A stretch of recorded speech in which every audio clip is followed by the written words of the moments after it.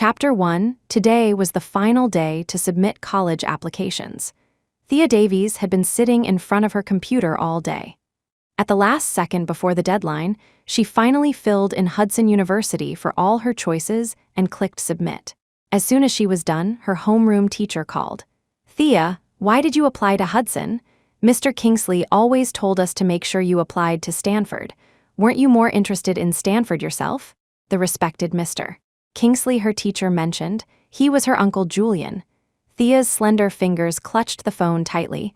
Her face was youthful, but her voice was firm. "I'm an adult now. I can make my own decisions. Miss Peterson, thank you for your care over the past 3 years. I hope you can keep this a secret for me." Only after the teacher sighed and agreed did she hang up. At the same time, the television, which had been on, suddenly reported on the grand engagement party Julian Kingsley had thrown for Selena Stewart a few days prior. Watching Julian on TV, dressed in a suit, his eyes full of doting affection as Selena held his arm, Thea suddenly remembered a time when such tenderness and intimacy had belonged to her alone. When she was 8, Thea's parents died in a car accident, leaving her an orphan with no one to depend on. As she clutched her parents' memorial portraits, facing a group of relatives who wanted to fight for the family inheritance but didn't want to raise her, this burden, she had been at a loss. It was her father's good friend, Julian Kingsley, who stepped in, drove away those relatives, and took her into the Kingsley home. He had stroked her head and said, "Thea, I'll take care of you from now on. You can call me Uncle Julian." From then on, she called him Uncle Julian, just like the younger members of the Kingsley family, and he gave her all his affection and favoritism. When she was 11, her classmates mocked her for not having parents, calling her a jinx who brought misfortune to her father and mother. It was he who canceled a $5 million deal to come to her school and stand up for her, telling her, "Thea, you'll always be Uncle Julian's treasure." When she was 12, she got her first period. Amidst her panic and shame, it was he who smiled and told her it was a normal physiological phenomenon and nothing to be ashamed of. Later, it was also he who, countless times when she was suffering from period pains, would leave work to come home, make her brown sugar water, and rub her stomach. When she was 14, she went on a trip with friends and was caught in an unexpected earthquake. He rushed over as soon as he got the news, braving the danger to go deep into the epicenter. After confirming her location, he dug with his bare hands for a long time before finally rescuing her. After being rescued, Thea looked at Julian, his eyes dark with exhaustion, and her heart was suddenly touched. The seeds of love took root and sprouted from then on.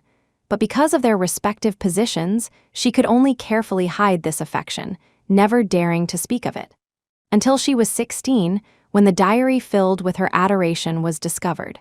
Julian Kingsley flew into a rage holding her diary, but she stubbornly refused to admit she was wrong. "You're not my real uncle, and we're not related by blood. Why can't I like you?" At that time, his face was weary.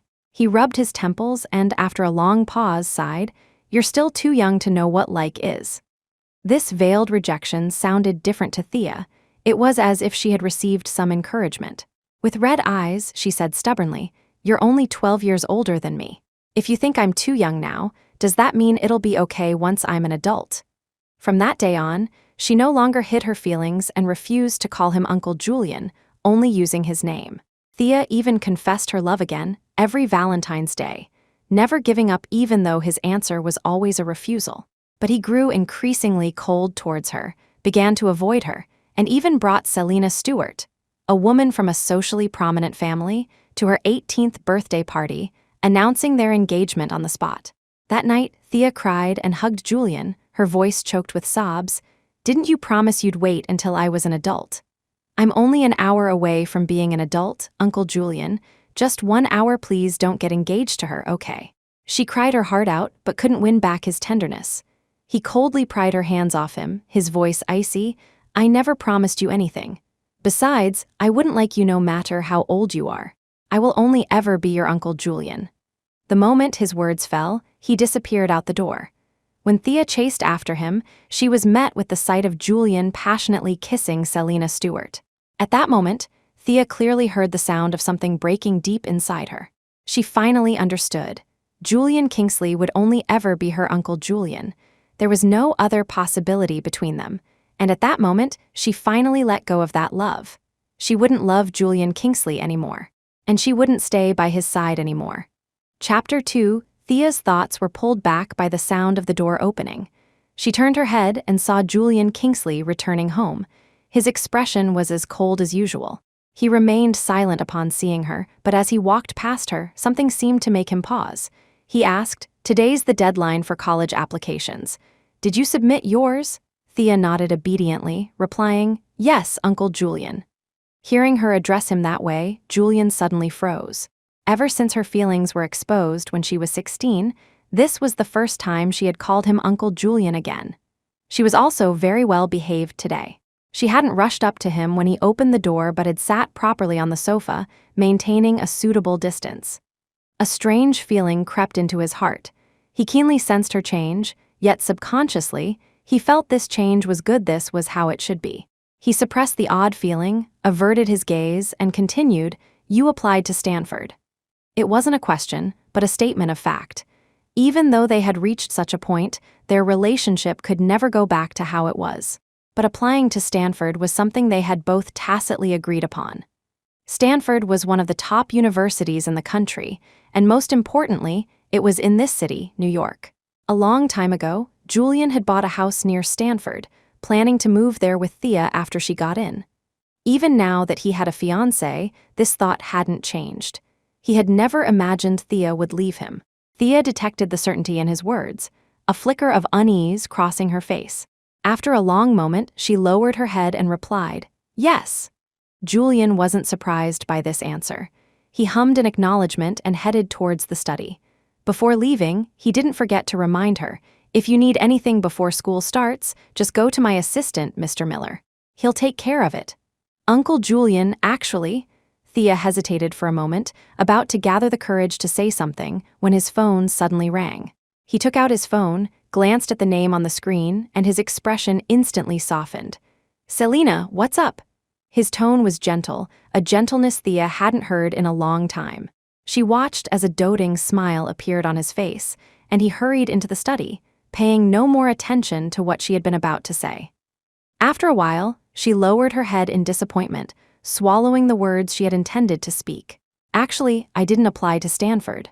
I applied to Hudson, the furthest university from New York City. Actually, I'll be leaving you soon. Uncle Julian, after I'm gone, I hope you'll be happy forever." She glanced at the time on her phone. There were 60 days until school started. Thea opened a countdown app and set a 60-day timer for her departure. Watching the countdown on her phone decrease second by second, minute by minute, she suddenly smiled. "Uncle Julian, in 60 days, you'll finally be rid of me."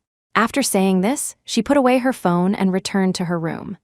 That night, Thea didn't sleep well and woke up very late. She washed up, went downstairs to the dining room, and froze when she saw Julian Kingsley sitting at the head of the table, flipping through a newspaper. Normally, Julian would have finished breakfast and left for the office by this time. She had deliberately woken up late to avoid him, but unexpectedly, he had been waiting here. Seeing her finally come downstairs, Julian frowned and said, "Even if it's vacation, don't mess up your sleep schedule." Thea didn't argue, just nodded obediently. As soon as she chose a seat far away from him, he spoke again, "Mr. Miller will come by later to take you to buy what you need for school." Thea still just nodded obediently. Her unusual compliance and silence caught Julian's attention. He sensed something was wrong with her and was about to speak when Thea asked first, "Uncle Julian, why haven't you gone to the office yet? Are you going on a date with Sis Selena?" Hearing her question, Julian, whose expression had just softened, instantly changed. His voice unconsciously turned cold. "That's none of your concern." His sudden harsh tone made Thea freeze, but she quickly realized he had misunderstood her intentions. But now she only thought of him as her uncle. The question was purely a question, with no other meaning. Just as Thea was about to explain, Selena Stewart pushed open the door and walked in. "What are you talking about?" She smiled gently and gracefully. Hearing that Thea was going to buy things for school, she eagerly volunteered to take Thea, as if she were truly an elder concerned about a younger relative. Julian frowned, seeming to want to refuse. Thea, seeing this, also shook her head, about to say it wasn't necessary, but Selena had already started acting coquettishly towards Julian. "Julian, we're engaged, so I'm Thea's aunt-in-law. Let me do my part." Julian seemed unable to resist this kind of coquetry. After hearing her, he directly ignored Thea's opinion and looked at Selena helplessly. "All right, then we'll go together." Chapter 3, watching Julian, who had already agreed on his own, Thea lowered her head, a bitter smile playing on her lips. She could only swallow the refusal she was about to utter. After they finished eating, Thea followed Selena and Julian to the mall. They first bought some stationery, then went to the clothing section to buy some warm clothes. Seeing Thea lingering in the winter clothes section, Selena was somewhat surprised and finally couldn't help but ask, "Thea, I heard from your uncle that you applied to Stanford, right here in the city. Summers in New York City are quite hot, and you'll be starting in the summer. Why are you buying so many winter clothes?" Thea's movements paused.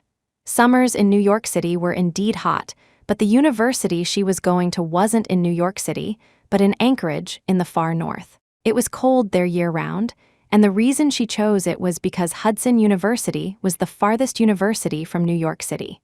"Oh, I still have a lot of summer clothes, so I'm buying winter ones first. Getting everything at once will save trouble later." Her expression was normal as she casually made up an excuse. Neither of them paid much attention. After buying the clothes, Julian looked at the time.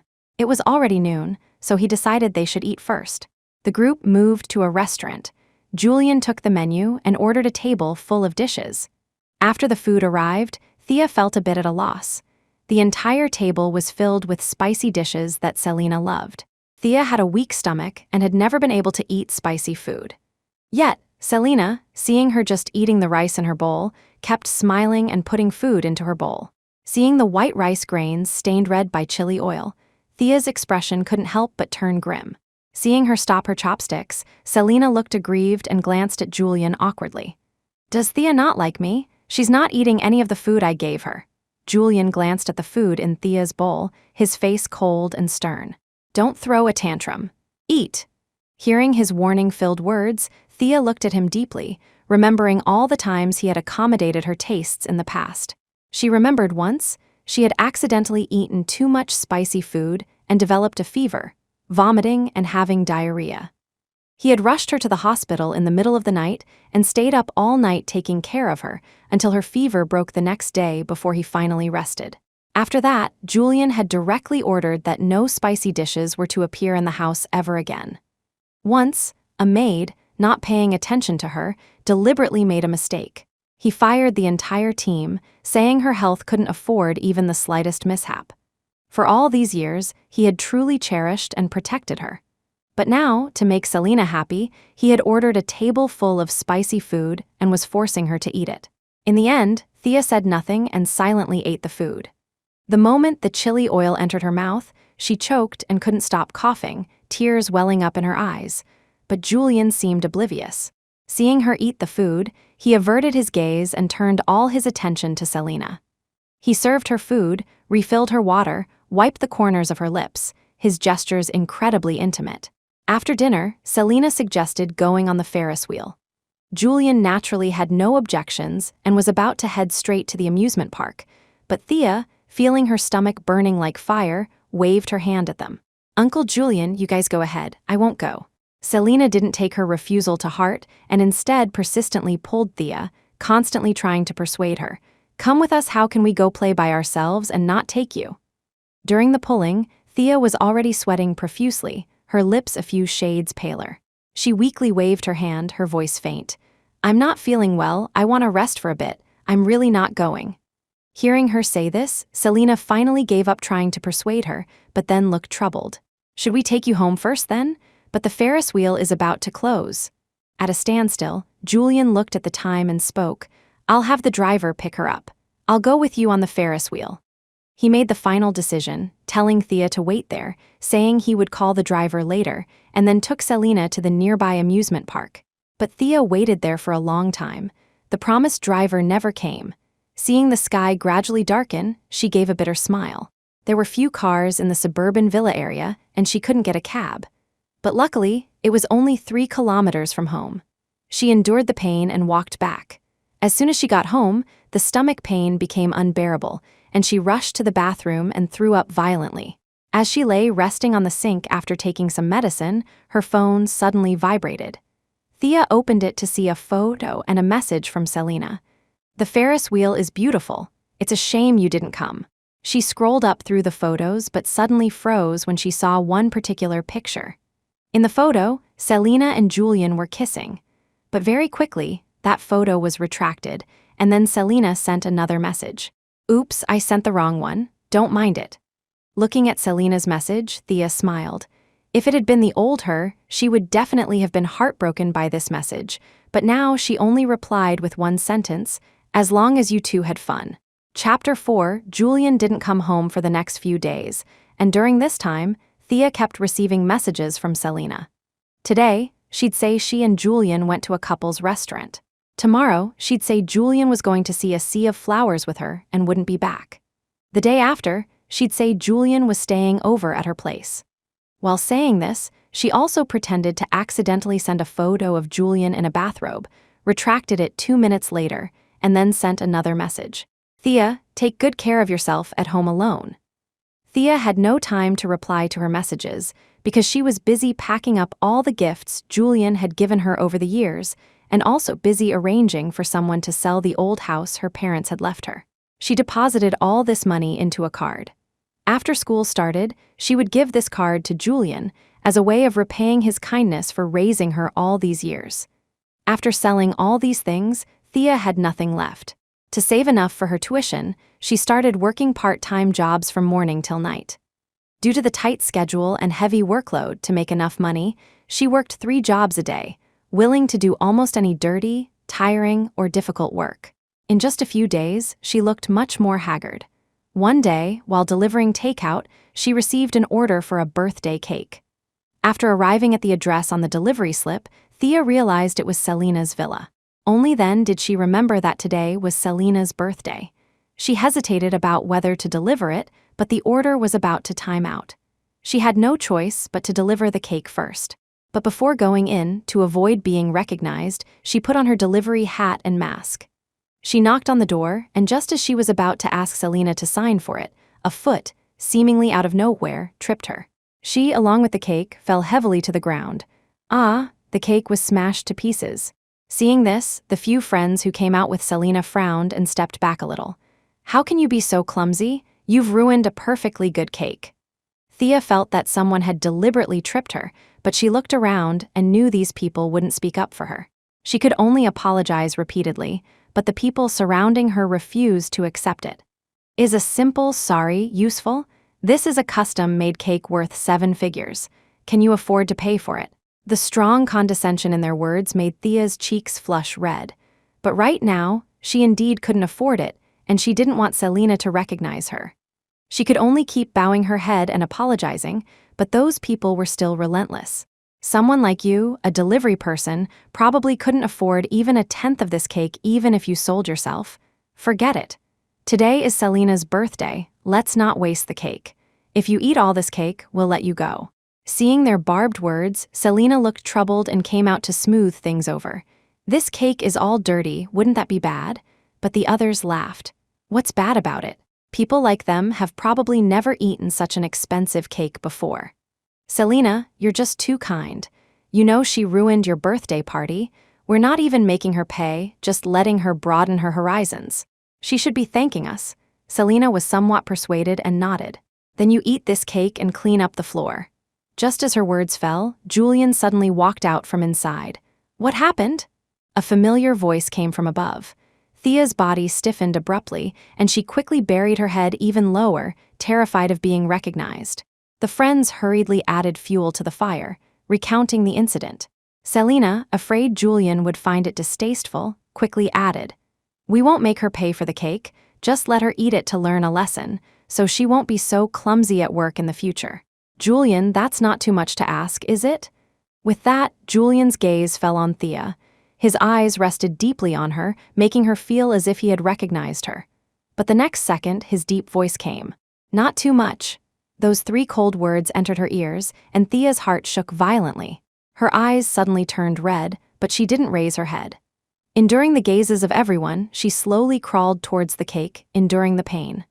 Listening to the endless laughter around her, she said nothing, just squatted down and, with tears streaming down her face, ate the cake bit by bit.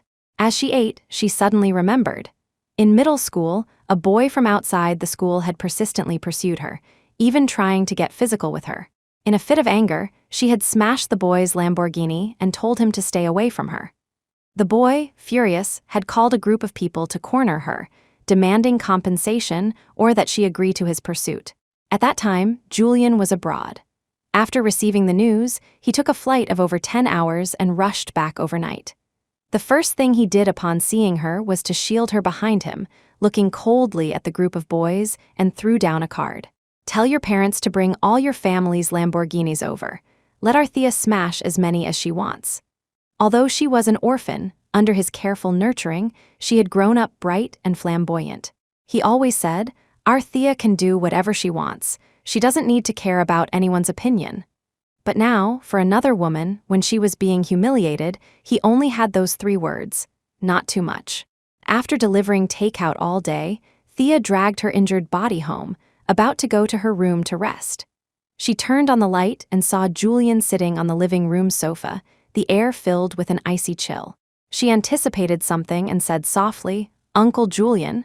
He suddenly stood up and interrupted her sharply. "Why are you delivering takeout? Didn't I give you money?" He had indeed recognized her. Then why did he make her eat that cake? Just to make Selena happy. She lowered her head without speaking. The next second, his voice came again. "And what do you mean by selling the old house and the gifts I gave you? What are you trying to do, rebel?" Chapter 5. As his words fell, Thea's heart leaped in shock. She hadn't expected Julian to find out so quickly. She stammered for a long time before finally thinking of an excuse to cover it up. "I just felt those things weren't useful, and there was no point in keeping them, so I sold them." The excuse was too flimsy. Julian didn't believe it at all, but just as he was about to ask further, his phone suddenly rang. He took out his phone. It was Selena. As soon as the call connected, choked sobs came from the other end. "Julian, I just accidentally fell and sprained my ankle. It hurts so much." Hearing this, Julian could no longer bother to question Thea and hurried out the door. Thea watched his departing figure. And for a moment, she didn't know whether to be disappointed that she now meant less to him than Selena, or to be grateful that Julian was so focused on Selena that her own plans could proceed quietly.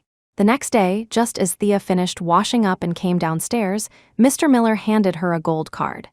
"Miss Davies, President Kingsley asked me to give this to you." Without waiting for Thea to refuse, Mr.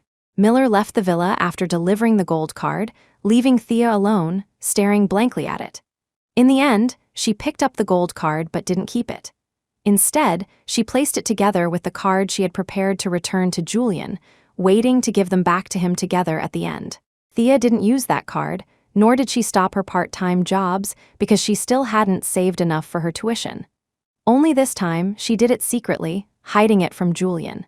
Fortunately, Julian had been busy taking care of Selena during this period, leaving early and returning late every day, with no time to pay attention to her.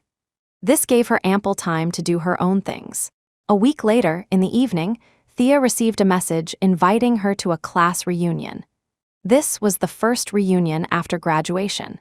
Thinking that her classmates would soon be scattered to the 4 winds, and especially since she was going so far away, there would probably be few chances to meet again, she canceled her part-time job for the day and agreed. But just as she stepped out of the villa, she ran into Julian and Selena returning together. "Where are you going so late?" Seeing her about to walk past him and out the door, Julian couldn't help frowning. The Kingsley family used to have a curfew. Going out after 11 was forbidden.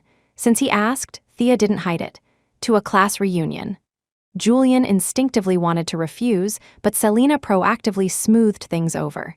Kids need to have their own social lives. What could happen with just classmates? If you're worried, why don't we go with her? Hearing Selena's suggestion, Julian nodded. If you want to go, we'll go with you. A group of kids staying out all night, what would that look like? Helpless, Thea could only take them with her. As soon as she walked into the private room, her 2 close friends surrounded her. Thea, congratulations, I heard you got into HUD. Which universities did you all get into? Before her friend could finish her congratulations, Thea quickly interrupted. Seeing her secretly shake her head, though somewhat puzzled, her friend answered her question first. Our scores weren't that high. Claire decided to stay in the city and chose a local university.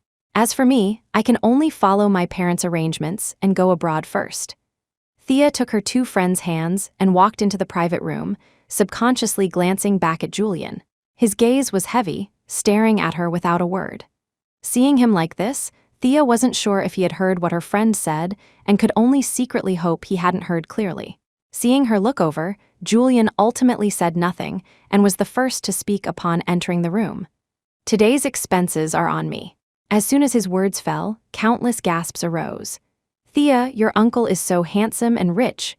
God, please grant me an uncle like him, and similar exclamations were endless. If it were before, Thea would definitely have felt proud, as if they were praising her, and would have added, of course, my uncle is the best and most handsome uncle in the world. But now, she just smiled faintly and said nothing. Chapter 6 At the party, perhaps because the combination of a handsome man and a beautiful woman was too eye-catching, or perhaps because Julian and Selena were indeed very much in love. The classmates' attention was always drawn to them. Watching them display their affection as if no one else was around, the classmates at the party couldn't help but show envious expressions. Thea, your uncle is so good to his girlfriend, I'm so envious. Yeah, watching them makes me want to find a boyfriend like your uncle. Me too, everyone chimed in. But it's unknown which sentence struck a chord with Julian, causing his face to suddenly darken. At your age, you shouldn't be thinking about finding someone like me. You should find someone your own age. As he spoke, his gaze drifted vaguely towards Thea. The air instantly froze. Thea understood the meaning in his eyes but still said nothing, proactively stepping forward to smooth things over. Uncle Julian and Selena are just here to accompany me. Don't mind them. Let's just have our own fun. The screen at the front of the room was still playing music. Hearing the sound, the others chimed in. Right, let's sing. The first song was chosen by Thea. She hadn't learned any new songs recently, so she just picked an old song she had learned before Crush, A Solitary Affair. She held the microphone and sang along with the melody, her voice gentle, carrying a faint melancholy. After the song finished, the others couldn't help but praise her. Thea, you sing so beautifully, you even brought out the bittersweet feeling of a secret crush. Hey, speaking of crushes, Thea, since you've graduated, why don't you confess to your crush? Otherwise, who knows when you'll see each other again? It would be such a pity to miss the chance. She subconsciously glanced at Julian, then quickly averted her gaze and shook her head. I don't like anyone. But Thea's words didn't win their trust and instead sparked their discussion. How could you not? You used to sketch as soon as class was over. I saw it, it was a guy. Yes, I saw it too. You even wrote a love letter. Even Thea's deskmate joined in the fun. Thea, don't be shy, I even saw his name written all over your textbooks. I wanted to take a look, but you hid it faster than anyone. The group, high on drinks, continued to heckle Thea to confess, even starting to grab for her phone. Thea stubbornly protected her phone. At this moment, Julian suddenly stood up, left with a I have something to do, I'll leave first, and took Selena with him. Seeing him leave, Thea secretly breathed a sigh of relief. Seeing that her classmates had already taken her phone and dialed the PIN number, she quickly snatched it back.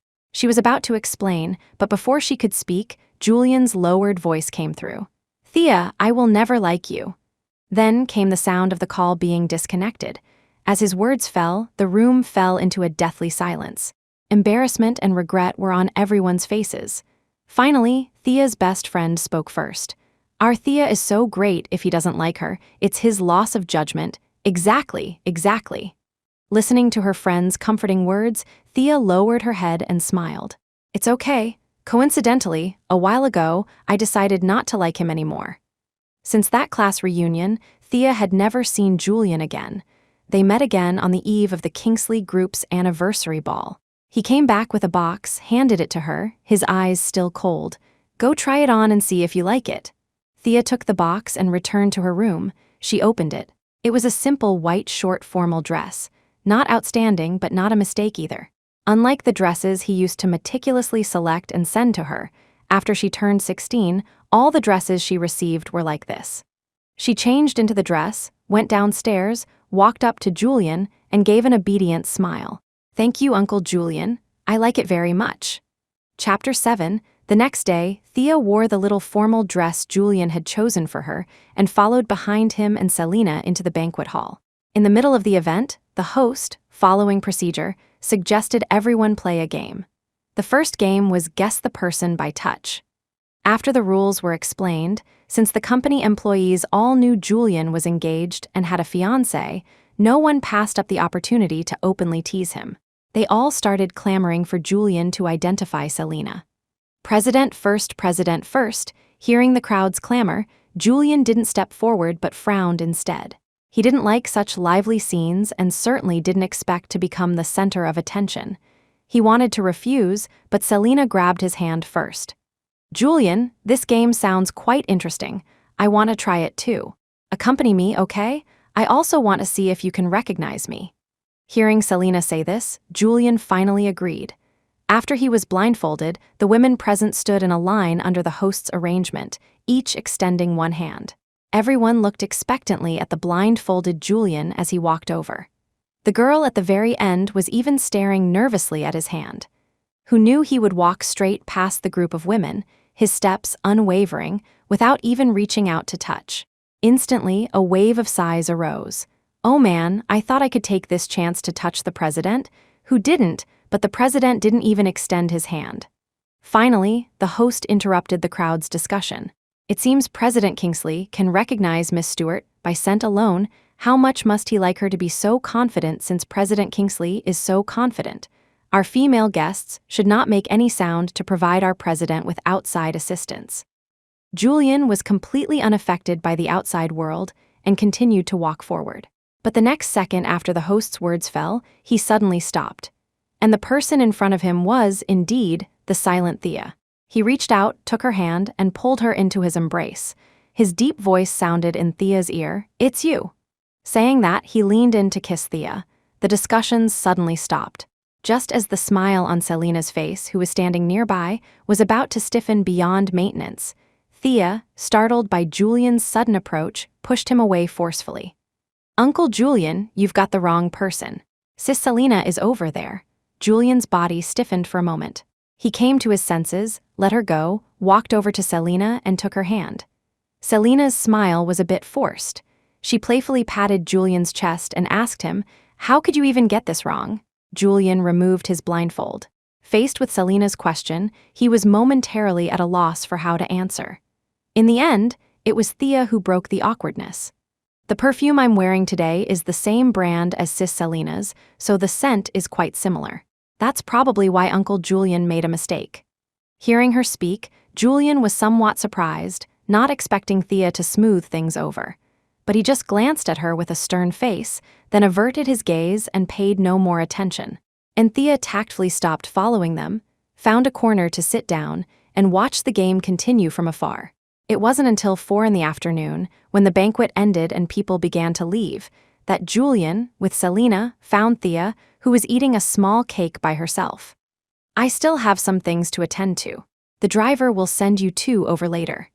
Thea nodded without arguing, followed behind them, and got into the car with Selena, sitting quietly, listening silently to Selena and Julian's cloying farewells. The car started. Thea turned her gaze back inside the car. Seeing that Julian had already walked far away, Selena asked, seemingly casually, "Does Thea have someone she likes?" Chapter 8. Thea didn't know why she suddenly asked this and didn't really want to answer, but Selena was quite persistent. "Don't be shy, Thea. It's normal for girls your age to have someone they like. Why don't you tell me?" Selena stared intently at Thea, giving the impression that she would keep asking if Thea didn't answer. Helpless, Thea could only shake her head. Seeing her shake her head, Selena's eyes were full of disbelief. She continued, "Really none? Then how about I introduce you to a boyfriend?" "No need." Upon hearing Selena's words, Thea refused without hesitation. She didn't think their current relationship warranted Selena meddling in her romantic life. But the next second, Selena smiled, as if she had suddenly changed into a different person. "Really no need. Or is it because you have someone hidden in your heart that you don't dare to speak of? Thea, you're really bold, aren't you? To actually harbor such unseemly affections for your own uncle." I wonder if your parents, in the afterlife, would regret having a daughter like you. Don't think that just because Julian chose you today, he likes you. You know, when you detest someone, their scent can also leave a deep impression. Selena was still smiling, but her eyes were full of blatant malice. Amidst her barbed words, Thea's face turned pale. She wanted to explain, to refute Selena's words, but the next second, a screeching sound of brakes was heard. Due to inertia, both of them lurched forward and were pulled back by their seatbelts. Selena looked up angrily, wanting to question the driver about how he was driving. But as she looked up, she saw an out-of-control truck hurtling towards them from the front. The driver violently turned the steering wheel, trying to swerve aside, but used too much force and went straight towards the guardrail with a bang. The car flipped over and landed on the ground, and both Thea and Selena fell unconscious due to the massive impact. When she regained consciousness, Thea's vision was a blur of red. She was already on a mobile stretcher being pushed towards the hospital. In her hazy vision, she thought she saw Julian Kingsley, the man who had raised her for many years. For the first time, she saw an unprecedented anxiety on his face. She saw the doctor standing before him, trembling. "President Kingsley, we've already invited the most authoritative Professor Raphael, but he can't perform 2 surgeries at the same time. You see, who should be saved first?" Julian's deep voice came through. "The person whose surgery is delayed, what are the risks?" The doctor's voice was troubled. "Both patients have been impaled by steel bars. The one whose surgery is delayed might be disabled for life." Hearing this, Julian fell silent for a long time, so long that Thea was about to fall unconscious again before she finally heard his answer. "Save Selena first." After saying that, his figure followed Selena as she was pushed towards the operating room until he completely disappeared from Thea's sight without ever looking back. Before Thea fainted, a tear rolled down her cheek. She felt like she had a very long dream. In the dream, it was all Julian. He had doted on her for a full 10 years. When she was in school, he tied her ponytail and he personally pinned her hair clips. When she was bullied by classmates, he would drop everything to come and support her, not letting her suffer any grievance. When it rained and she was afraid of thunder, he would rush back even if he was abroad, pulling her out from under the covers where she shivered, patting her back and telling her bedtime stories, saying over and over, "Don't be afraid, Uncle Julian is here." With him by her side, it seemed she had never been hurt. Once she almost fell, and he was the first to rush over and catch her. At that time, she smiled, lying in his arms. How did Uncle Julian get here so fast? He gently tapped her head, his eyes soft, because Thea is Uncle Julian's treasure. Uncle Julian only has eyes for Thea, of course, he wouldn't let Thea get hurt. But now, it was also him, in a choice between two, who completely abandoned her. Save Selena first. Save Selena. Selena. Yes, this person was now his most treasured one. Uncle Julian, Thea is no longer your one and only, nor can she be your one and only anymore. She didn't know how long she had been unconscious. When she woke up, her eyes were blurry with tears, and only a nurse was by her side. Seeing her awake, the nurse was also very happy. "You're finally awake. The other young lady who was brought in with you woke up a long time ago. You were the only one who remained unconscious." Thea moved her limbs. They were sore, but thankfully, she still had feeling. She immediately breathed a sigh of relief. I'm not disabled. Hadn't she been abandoned? Hearing this, the nurse's tone also carried a hint of lingering fear. "Yes, it was so close. You almost lost this leg. Luckily, you have good fortune on your side. The doctor saved it, and you pulled through." Thea's eyes suddenly reddened, her mind filled with, thank goodness her leg was still there. Suddenly thinking of something, she asked again, "Where's Julian Kingsley?" Thea, having just woken up, was still a bit weak, but she forced herself to ask. The nurse didn't hide anything and told her the answer directly, her tone faintly tinged with envy. "Mr. Kingsley has been in the next room with the other young lady. I heard they're fiancés. True love is indeed so devoted. Do you need me to call Mr. Kingsley over for you?" Thea fell silent for a moment, then shook her head. "No need. From now on, there would be no need." Chapter 9. During Thea's hospitalization, Julian never visited. She didn't ask about him either. It wasn't until the day Thea was to be discharged that Julian finally called. "I've been too busy lately, so I didn't come to see you. I heard you're being discharged today. I'll have Mr. Miller pick you up later." Thea hummed in acknowledgement and said no more. Julian, however, didn't hang up. She thought he had other things to say and waited for him to speak. But he hesitated for a moment before asking about her condition. How's your recovery? I'm doing well. You can focus on taking care of sis Selena. Don't worry about me. Finally receiving his belated concern, Thea felt no joy, only a detached politeness. Julian heard her reply and was about to explain, I'm not. But the sound of the call disconnecting came from the other end. 3 days before leaving New York City, Thea had already packed all her luggage. Julian returned at this moment. He looked at the large and small bags on the floor and couldn't help but ask, What are you packing for? School starts in 3 days, so I packed in advance. Thea placed the last item into her suitcase, her tone flat, betraying no abnormality. Julian, however, felt an inexplicable panic and unusually asked an extra question. You're taking this much luggage for school? Yeah, bringing everything at once will save trouble later. She paid no attention to his inquiry, placed the packed suitcase in a corner, and then looked at him again. Uncle Julian, before school starts, can we have a meal at home together? I want to cook for you. It was a very simple request, but Julian didn't agree immediately. He paused, then said, We can eat anytime. Your university is in the city, and I'll be moving to the house near Stanford later. There's no rush. Just once is enough. Thea looked at him, a long, unseen stubbornness in her eyes. He had raised her for 10 years. She wanted to cook for him once, as a final farewell. Julian looked at her and finally relented. As you wish. After that day, Thea was busy handling various follow-up matters and had no time to pay attention to what Julian was doing. Until the day school started, she spent half a day cooking a table full of food, then sat at the table, waiting for Julian to return. But time ticked by, and Julian never came back. She looked at the gradually cooling dishes and called him again. But 1 call, 2 calls, 10 calls, the phone remained unanswered. Just as Thea was about to put down her phone, it suddenly chimed with a message notification. She opened it to see a message from Selena, every line filled with provocation. Stop waiting. Check my social media feed. Thea froze, switched her phone to her social media feed, and saw the photo Selena had just posted. In the photo, Julian, who had promised to come home for dinner with her, was dressed in a suit and tie, sitting beside Selena. The background looked like a French restaurant. There were flowers, balloons, and steak in the photo. Anyone who saw it would praise them as a match made in heaven. This was their final farewell, but she hadn't even been able to achieve that. Thea stared at that social media post for a long time, then silently liked it, exited, deleted Selena as a friend, deleted Julian as a friend, and then deactivated her messaging app account. The whole process was seamless. After doing all this, she took out her SIM card, broke it, and threw it into the trash can. Finally, she took out the bank card she had long prepared to return to Julian, along with the gold card he had given her later, and placed them in the most conspicuous spot in the living room. She only placed a note on top, leaving a final sentence. Uncle Julian, I give up.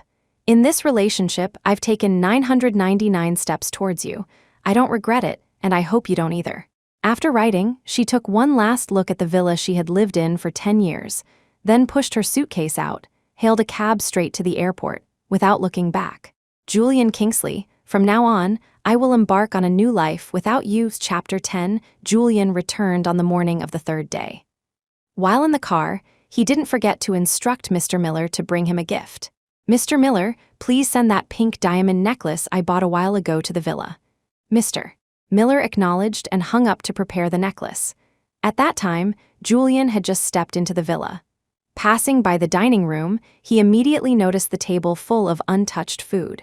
He paused, and when he moved again, his feet had subconsciously turned towards the dining room.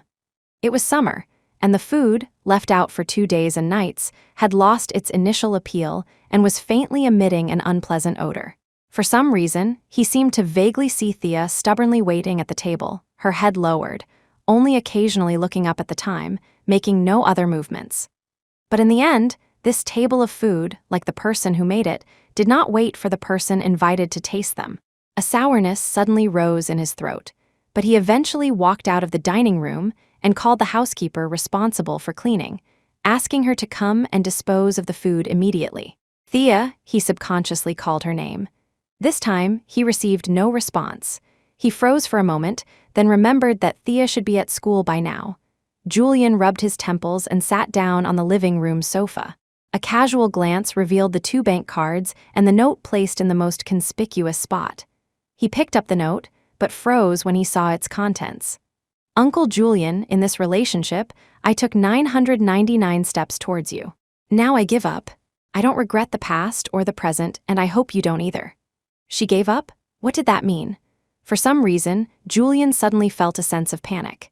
He took out his phone and dialed the number he knew by heart, but in the end, he only heard the emotionless electronic female voice announcing that the number was temporarily unavailable. He froze, then opened her chat window and sent her a message. Where are you? Time passed, and Julian felt an unbearable torment. He suddenly remembered that a few days ago he had promised to have dinner with Thea. But on the appointed day, he hadn't even returned home because he was accompanying Selena. That day, when she was waiting for him, was she also in such agony? The panic in his heart intensified. He kept reassuring himself that as long as he contacted her, he could coax her later. But she never replied. It was unclear whether unease or frustration was greater. Seeing no reply from Thea, he sent another message. Why aren't you replying? But this time, what awaited him was a glaring red exclamation mark next to the message. An indescribable rage shot straight to Julian's head. He violently threw his phone forward, his chest heaving, indicating his mood was anything but calm. Her wings have really grown, huh? Daring to play the blocking game with me? He picked up his keys and phone and strode angrily out of the villa. Just as he stepped out the door, he saw Mr. Miller approaching with a gift box. Seeing Julian's demeanor, Mr. Miller hesitated before asking, "President, this necklace?" "Take it back," an angry voice blurted out.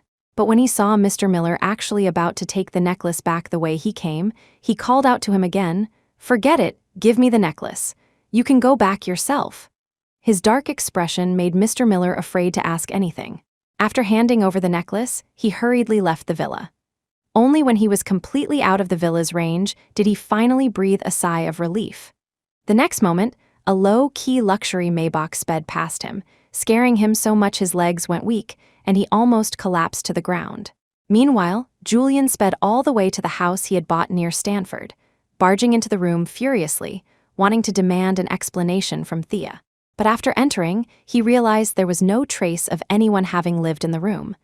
Chapter 11. Instantly, Julian laughed out of extreme anger. Her wings really have grown. Blocking me, disappearing, and now not even staying in my house? I'd like to see where else you can hide. When Julian arrived at the Stanford University president's office, it was lunchtime. He exchanged the donation of a laboratory building for the right to search the database for Thea's class and residence. But after searching for nearly an afternoon, the president wiped the sweat from his forehead and finally shook his head at Julian. "President Kingsley, it's not that I won't tell you, but I really don't have her file here. This can only mean..." The Stanford president hesitated, his gaze towards Julian somewhat complicated. To say he didn't care about his young ward, he was willing to donate a building to find out which class this girl named Thea was in. But to say he cared, this Thea girl had clearly never applied to their university from the beginning. Otherwise, even if she had been bumped down, they would have a record here. "Mean what?" he asked, his tone carrying an imposing air. The long hours of fruitless effort had made him even more frustrated. Seeing the president still stammering, his eyes showed more impatience. Seeing this, the president quickly forced a smile and completed his unfinished sentence. "It can only mean that she didn't apply to our university, nor is she studying here." Hearing this answer, Julian suddenly froze. He remembered the note Thea had left saying she gave up, and 2 months ago when he asked Thea if she had applied to Stanford, he hadn't paid attention to the unnaturalness in her expression. It was as if he suddenly understood something. So Thea had started deceiving him back then. So when she said she gave up, she meant giving up on liking him and wanting to disappear from his world. Julian slumped dejectedly into the armchair, somewhat unsure of what to say. "President Kingsley, does the laboratory building you promised still count?" The Stanford president looked at Julian, who was suddenly filled with an air of dejection, and asked tentatively. He stood up numbly and waved his hand at the Stanford president who wanted to follow him. The laboratory building I promised. I'll send someone to take care of it in a while." Julian walked out of the Stanford campus, suddenly feeling an emptiness in his heart. Wasn't applying to Stanford Thea's and his agreement? She had studied so hard just to get her score closer to Stanford's admission line. That way, she could stay in the city, stay by his side. But why did she suddenly change? Had she really decided to give up on him? Thinking of this possibility, Julian, who should have been happy that he had finally achieved his goal, couldn't feel any happiness at this moment. He was still somewhat unwilling to believe that Thea, who had once so stubbornly said she liked him, and whose eyes lit up when she talked about staying by his side forever, would choose to give up so easily. She must be deceiving him, trying to make him lower his guard. Then she would return with her buried love. Yes, it must be like that. Hope suddenly rekindled in his eyes, and as if he had thought of something, he took out his phone and found another phone number. Even if Thea had secretly changed her application, there was one person who definitely knew where she had gone. Thea isn't at Stanford. Miss Peterson, do you know which university Thea ended up applying to? Chapter 12, Thea. She applied to Hudson University. I thought she had already told you. Miss Peterson's voice, filled with confusion, came from the other end of the phone, causing Julian to freeze. Hudson University? Thea had actually chosen a university so far away. He remembered accompanying Thea with Selena to get things for school, how Thea had lingered in the winter clothes section. How could he not understand now? She had clearly made up her mind to go to Hudson back then. Thinking this, a surge of displeasure rose in his heart. Didn't I instruct you all to have her apply to Stanford? She changed her application herself, and you didn't even notify me? Hearing Julian's questioning, Miss Peterson chuckled awkwardly and finally brought up what Thea had told her back then. At that time, Thea said she was an adult and wanted to make her own decisions, asking me not to tell you. I thought you two had a fight and that she would tell you herself once you both cooled down. As these words came out, Julian suddenly choked. A fight, weren't they indeed in a fight now? But he still didn't understand why she had suddenly disappeared. But since he had Thea's whereabouts, Julian didn't want to talk to her anymore. He hung up the phone directly and then called Mr. Miller. Book me a flight to Anchorage as soon as possible. Anchorage? That far? Hearing the destination, Mr. Miller was also somewhat surprised. But President, you have a meeting tomorrow morning. But before Mr. Miller could finish, Julian impatiently interrupted him. If there's a meeting, postpone it. Book the flight for me first. Don't worry about anything else. Yes. Not long after hanging up, Julian received the flight information to Anchorage. The flight was in 2 hours. He didn't delay any longer, got in the car, and headed straight for the airport. When he landed in Anchorage, it was already 10 at night. He didn't wait for the person Mr. Miller had arranged to pick him up, hailed a taxi, got in, and gave the name Hudson University. Hudson University was far from the airport. Even by car, it would take nearly an hour. By the time Julian arrived at Hudson, it was already 11 at night. He looked at the time and ultimately decided not to go find Thea directly, but found a hotel near the school to stay first. Chapter 13, at 11 o'clock. Even if he could find Thea directly, she should be asleep. It was better to wait until tomorrow to be more certain. That night, Julian lay in the hotel bed, tossing and turning, unable to sleep. He lay with his eyes open, watching time tick by until 7 the next morning. After buying breakfast, he went directly to Hudson University. He first used the same methods to find Thea's class and dormitory, then went directly to the dormitory to wait for her. This time should be when students finish their self-study, eat breakfast, and return to their dormitories. But Thea had never liked eating breakfast. Without him watching her, she definitely wouldn't eat properly, so he had specifically brought breakfast to see her. Many students were returning to their dormitories at this time. Julian, dressed in a suit, handsome, and carrying breakfast, standing downstairs from the girls' dormitory, was particularly eye-catching. Students coming and going all cast curious glances at him. Some students who didn't even need to pass this way to get to their dorms would rather take a detour just to catch a glimpse. When Thea returned to her dormitory after eating breakfast in the cafeteria, she saw Julian surrounded by a crowd of students. Actually, at first, because there were too many onlookers and he was too well hidden, Thea didn't see him and was planning to go straight back to her dorm. but her accompanying roommate was too curious and insisted on dragging her over to join the excitement. And so, she saw Julian Kingsley, whom she thought she would never see again. Seeing it was him, Thea subconsciously wanted to lower her head and flee, but he spotted her first. Seeing her turn to leave, he couldn't help but raise his voice. "Thea, wait!" Julian thought she would stop upon hearing his voice, but as soon as his words fell, her steps quickened. The person with Thea looked back and forth curiously. Seeing Thea about to run off, she also hurried after her. Helpless, Julian could only push through the crowd himself, striding towards them, finally catching her arm just as Thea was about to enter the dormitory building. "What are you running for?" Her arm held firmly, unable to leave, Thea felt somewhat helpless but ultimately relented. After greeting her roommates and telling them to go back first and not worry about her, she turned around, faced Julian, and softly called out, "Uncle Julian." Seeing her finally willing to stop, yet still keeping her head down, refusing to look at him, Julian was almost amused to the point of anger. "You still know I'm your Uncle Julian? Changing your application to run off to such a faraway place, leaving me 2 cards and a ridiculous note. What, your wings have grown, and you want to fly on your own?" But what Julian hadn't expected was that after he finished speaking, he saw Thea nod. In an instant, his face turned as dark as water. "What do you mean?" Only at this moment did Thea finally raise her head, looking directly at him. "Mr. Kingsley, I am very grateful for your care over the past 8 years, and I am also very grateful for your tolerance during these 8 years. No matter what mistakes I made, you would tolerate me. I have nothing to repay you with, so I sold the old house, and I also sold all the gifts you gave me before and converted them into money, all of which is in the card I left. I didn't touch the gold card you gave me later. That's all I can give back to you. I was immature before and caused you a lot of trouble, especially after I confessed to you, which added a lot of distress for you. But I've given up, Mr. Kingsley. Rest assured, I'm an adult now. From now on, I will take care of myself and won't trouble you anymore." She articulated her feelings very clearly, word by word, but it was like a heavy hammer, striking hard on his heart. He felt his mind was a tangled mess, his grip on her hand gradually tightening, constantly repeating that question. "What do you mean?" Hiss, feeling the pain in her wrist, Thea couldn't help but hiss softly, frowning as she struggled free from his grip and rubbed her sore wrist. "Mr.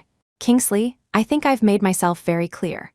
What I mean is, Mr. Kingsley, from today onwards, I will no longer call you Uncle Julian, and there is no relationship between us anymore. As for the matter of me pestering you that you were always troubled by, it won't happen again in the future. Mr. Kingsley, I won't like you anymore." After saying that, she didn't look at his reaction and turned to leave, but he, as if he hadn't heard her previous words, called out to her again. "Thea, this is the breakfast I brought for you. I knew you wouldn't eat breakfast properly, so I specifically brought it for you." Julian handed the packaged breakfast to her, his eyes hiding a hint of expectation and pleading. Thea didn't understand what he was trying to do with this current demeanor, but after a moment's thought, she finally shook her head at him. "Mr. Kingsley, no need, I've already eat. I got rid of the bad habit of not eating breakfast a long time ago. As for this breakfast, you should eat it yourself." After saying that, Thea turned and left directly, without lingering. She didn't look back to see Julian's expression or reaction, nor did she care when he planned to leave. He was 28 this year, the youngest president of the Kingsley Group, a prominent figure in the business world. Whatever he did, it didn't require Thea, an 18-year-old university student, to worry about. Chapter 14. As soon as Thea returned to the dormitory, her roommates all gathered around. "Thea, who was that person downstairs? He's a friend of my father's and also my guardian for the past 8 years." Thea didn't hide it from them and directly told them their relationship. But after hearing her answer, her roommates were even more confused. "Then, why were you avoiding him?" Thea forced a smile but didn't say much more, just briefly explained, "Because we won't have any relationship anymore."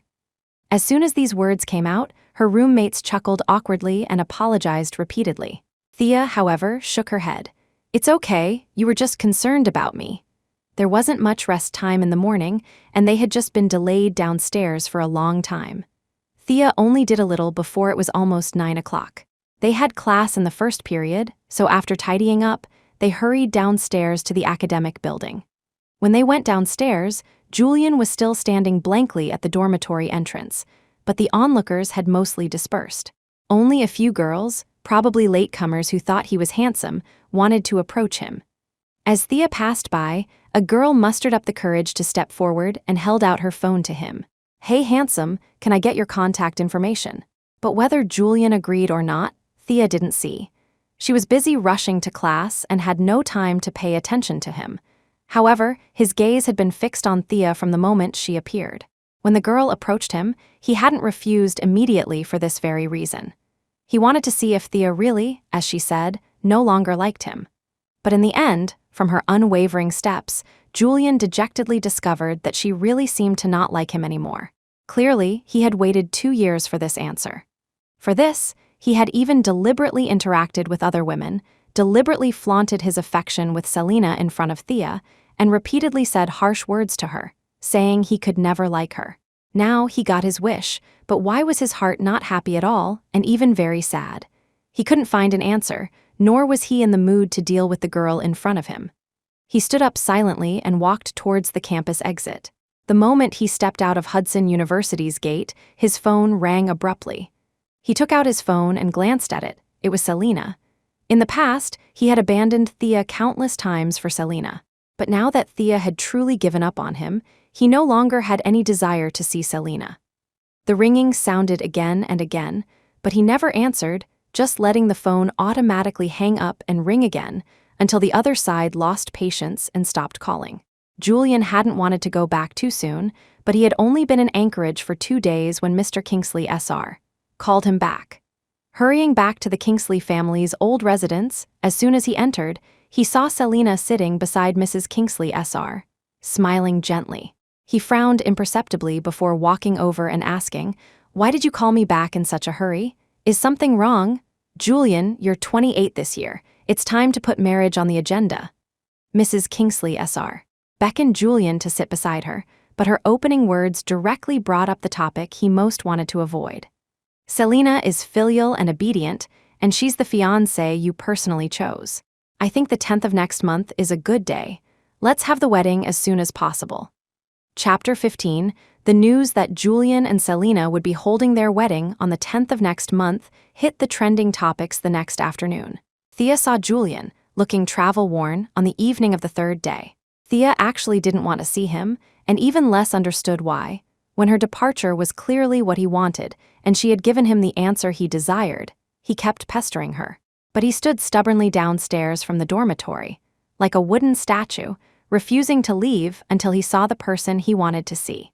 He allowed the crowd of onlookers to grow larger and larger, until the dorm supervisor, seeing it was causing too much disruption, couldn't stand it anymore and dispersed the crowd, even trying to drive Julian away no less than 5 times.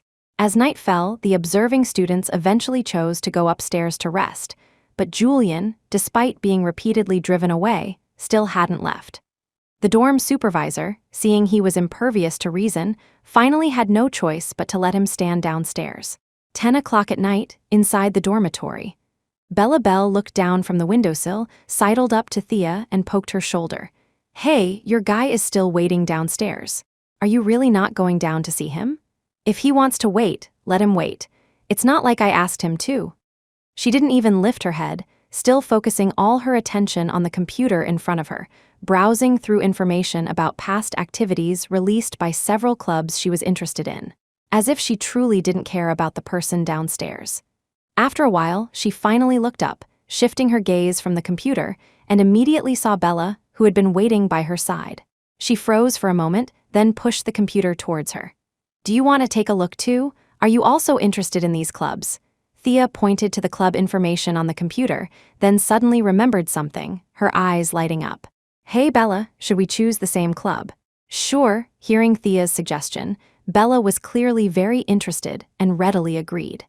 The two of them huddled together and chose for another half hour, finally deciding to join the drama club together. By this time, it was already 10:40. Bella went to wash up first. Thea walked to the window and looked down. Although it was dark, the still working streetlights downstairs reminded her that Julian still hadn't left. Looking at that stubborn figure, Thea sighed and finally went downstairs. "What are you doing here again?" A familiar voice sounded in her ear. Julian's eyes lit up, but upon hearing her words, the light in his eyes, having just ignited, extinguished again. Thea, why must we be so distant? Julian also didn't understand. Things had been fine for the past 8 years. Why had Thea suddenly chosen the farthest Hudson University?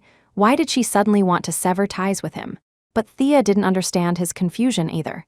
The Kingsley family isn't lacking heirs. Her reply was direct. After a pause, she added, "And you don't need me to stay by your side in any other capacity. But you also know I like you. Although I've decided to give up now, if I keep staying by your side, it won't be conducive to me giving up this relationship. Isn't this what you've always wanted?" She blocked all the excuses he could think of. He stammered for a long time, finally managing only a weak reply. Grandma and Grandpa also really want a younger relative to spend more time with them. But after saying that, Thea couldn't help but laugh. If Mrs. Kingsley Sr. and Mr. Kingsley Sr. told you that, then they just want to have great-grandchildren. I hear Mr. Kingsley is getting married. I suppose that day won't be too far off. Hearing Thea mention the marriage, Julian finally remembered why he had come this time. Thea, listen to me. I don't want to marry Selena. Chapter 16, his sudden sentence successfully made Thea freeze, and it took her a long time to understand what he meant. She lowered her head, the smile on her face becoming even more sarcastic. Mr. Kingsley, if you don't want to get married, you should go to your fiancée, not tell me. After all, your marriage has never been my concern. Thea vaguely sensed his thoughts but didn't point them out. Their ending was chosen by him personally, and once a choice is made, there is no room for regret. She didn't love him anymore, nor would she return to his side. Mr. Kingsley, please leave. Your fiancé and family are still waiting for you in New York City. After saying that, Thea didn't linger and turned to go upstairs. Julian quickly followed, wanting to explain, but she stopped him.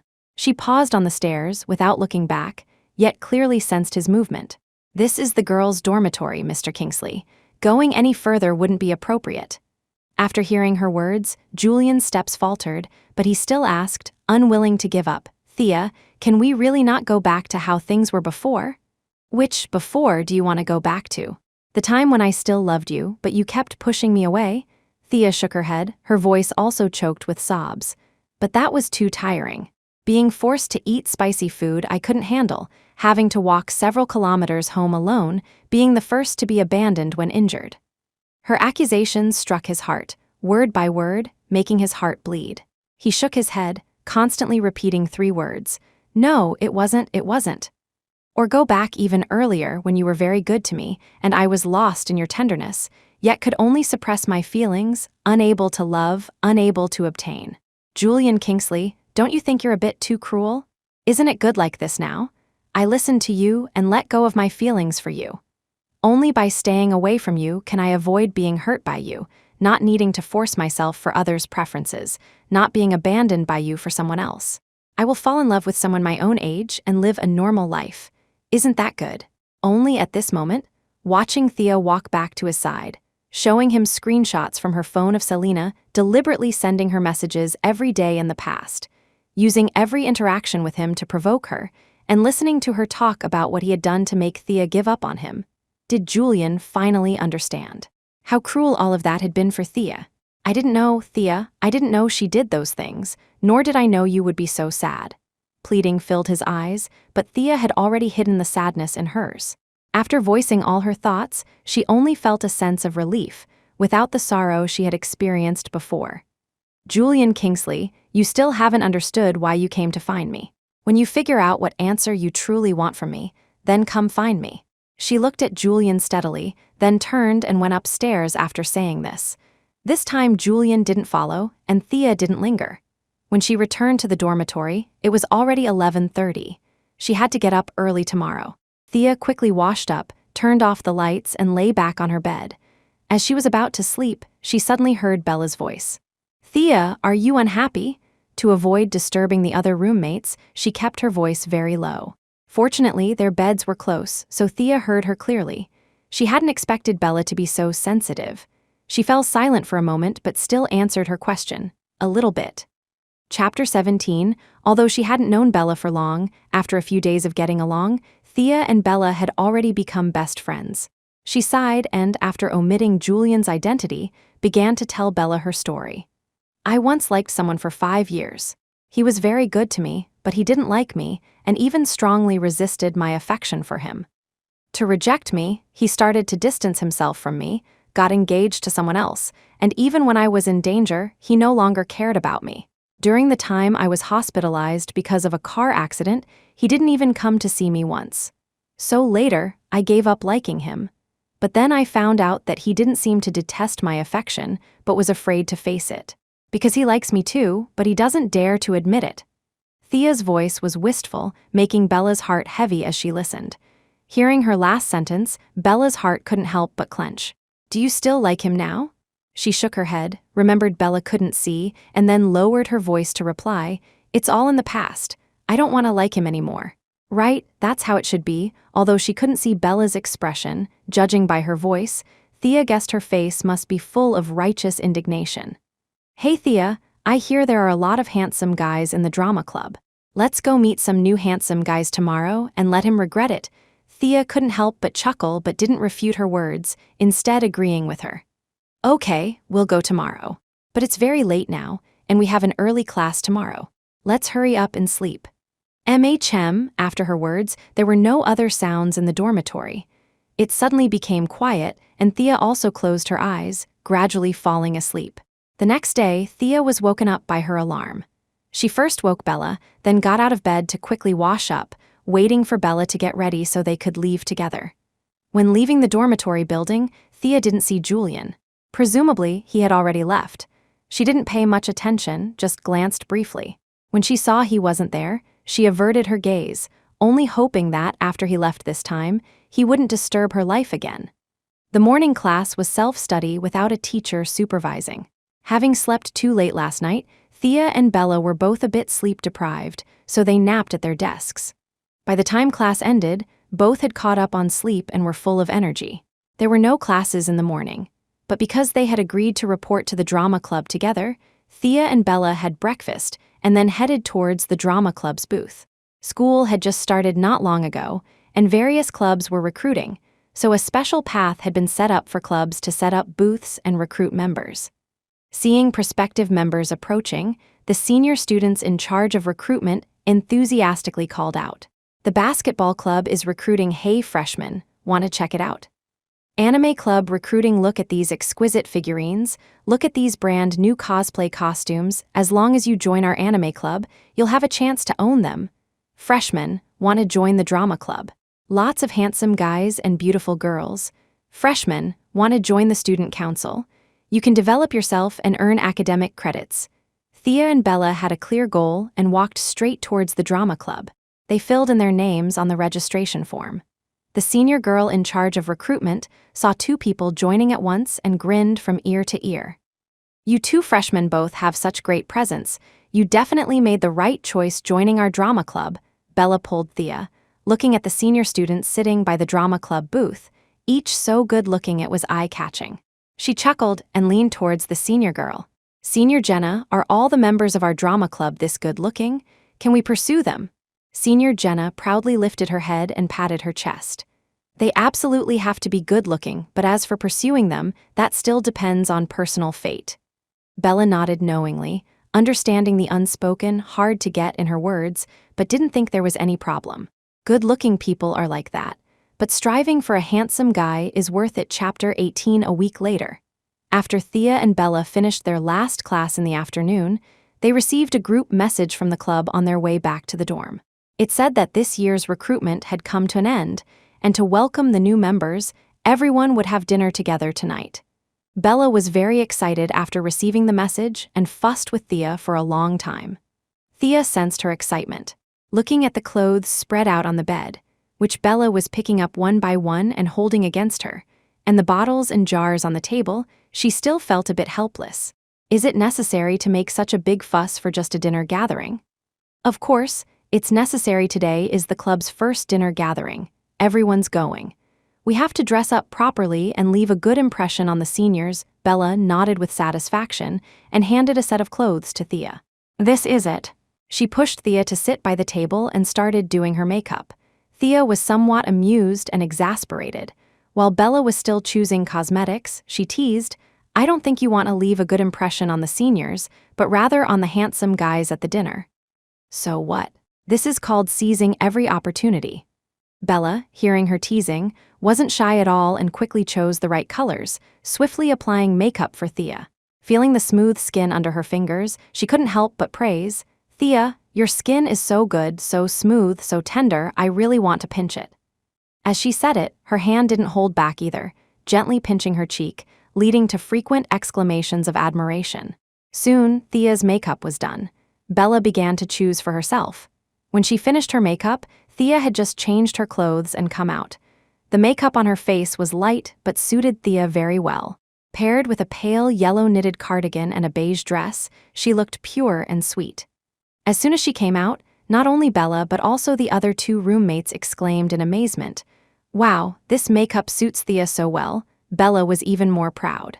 "Of course, look who did this makeup." "Yes, our Bella is the best."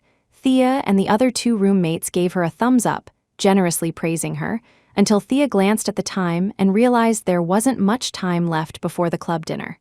She quickly reminded them, and Bella hurriedly changed her clothes and left with Thea.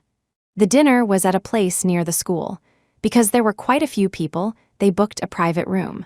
Thea and Bella arrived neither too early nor too late. When they walked into the private room, some people had already arrived. Thea immediately saw the senior girl who was in charge of recruitment and proactively greeted her, Senior Jenna. Jenna also had a relatively deep impression of Thea and Bella. Seeing them come over, she smiled and made introductions. "My name is Jenna. I'm the president of the drama club. This is the vice president of the drama club. His name is Simon Sullivan." Friendly reminder, he's still single. That last sentence, she looked at Bella, clearly directing it at her. Obviously, Jenna still remembered Bella asking on recruitment day if the handsome guys in the drama club could be pursued. But Bella glanced at Simon Sullivan's line of sight, a mischievous smile appearing in her eyes. She then extended her hand towards him. "Senior Simon, hello, my name is Bella Bell, and this is Thea Davies." Thea as in Summer, Davies as in to add. He nodded politely and shook hands with Bella, a brief touch, then his gaze immediately fell back on Thea. This time, it wasn't just Bella who noticed. Thea's face flushed slightly, and she also extended her hand, greeting him first. "Senior, hello." "Hello, if you don't mind, you can call me Simon." Simon, as in the law, Sullivan, as in Jade. Chapter 19. Thea was somewhat at a loss with Simon's sudden show of goodwill. Just as she was wondering how to respond, Bella came to her rescue. "Senior Simon, can I call you Simon then?" Simon coughed lightly, the tips of his ears gradually turning red. He didn't answer this question, but it at least closed this chapter. 10 minutes later, everyone had arrived. After they were all seated at the dining table, they noticed an extra chair. While they were puzzled, Jenna had already stood up, coughed, and said mysteriously, "For our dinner gathering today, we have a mysterious guest. From today onwards, he will be our club's investor and will be fully responsible for our club's activity expenses, including, of course, our meal today." Upon hearing this, everyone immediately cheered, except for Thea. For some reason, she had an inexplicable feeling that this mysterious person would be someone she knew. And when Julian Kingsley, dressed in a suit and tie, appeared, her guess was confirmed. Thea was momentarily speechless. Julian walked into the private room and subconsciously wanted to walk towards Thea, but besides him, everyone else was already seated. The empty chair was at the head of the table, and Thea already had people on either side of her. And he recognized both of those people.